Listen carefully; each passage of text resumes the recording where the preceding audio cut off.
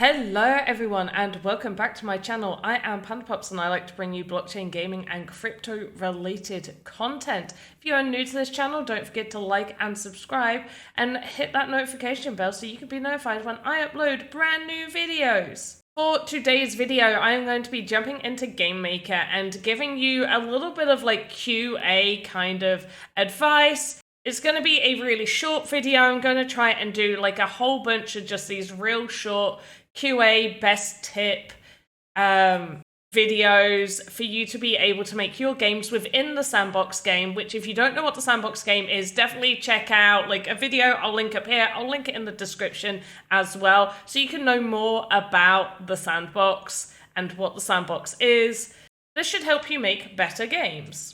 In the Sandbox, when you are creating an experience and you are placing small things like grass and rocks down, and these mushrooms are a little bit larger, but sometimes these mushrooms and little plants, like just these little things on the floor, it can be very annoying as a player to see collision on these assets. The collision is when the player will run up to it and step on top of that asset because there is a collision box around it.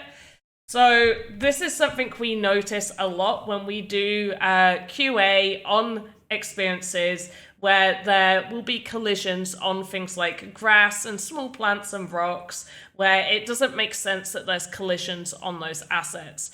So what you want to do if you are building a game is you want to turn collisions off, and I'm going to show you how to do that.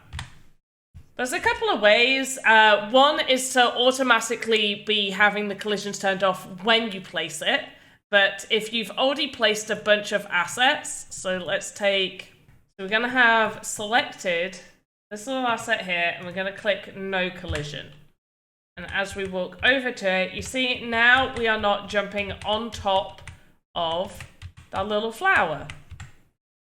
You can also click on an asset and then hold shift and continue clicking on multiple other assets here. If for some reason it seems to be saying that it's got no collision, but it is showing collision, change it to collision and then change it back. So I'm just going to click collision and then no collision for these. And we can just test, and you see right there, we are now, some of those we didn't select have collision, but the other ones don't have collision. Another option is to go to your hierarchy here, and if they're all named the same thing, so we're going to type in grass, is we can actually click the top, scroll down, hold shift, and have all of those selected.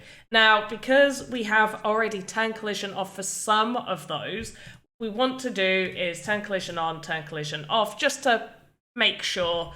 Usually just clicking no collisions will work. I like to have the precaution of making sure to tab in and check. Always check. That is how you turn collision off of assets like these. Once again, the reason that we have collisions turned off is because it makes a better user environment. It makes little sense to be jumping up onto grass. And if you've got a lot of small assets with a lot of collisions, the player is going to be like jittering around, and you're not going to want that. As a developer, you don't want your players to be bouncing up and down and jittering all over the place because there's loads of unwanted collisions.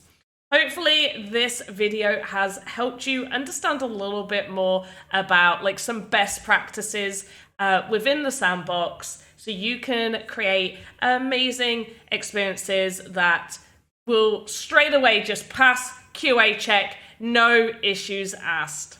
If you want to check out some other videos to do with the Sandbox, check those out. If you haven't already, don't forget to like and subscribe. And as always, have a good morning, afternoon, evening, wherever you are in the metaverse. Goodbye.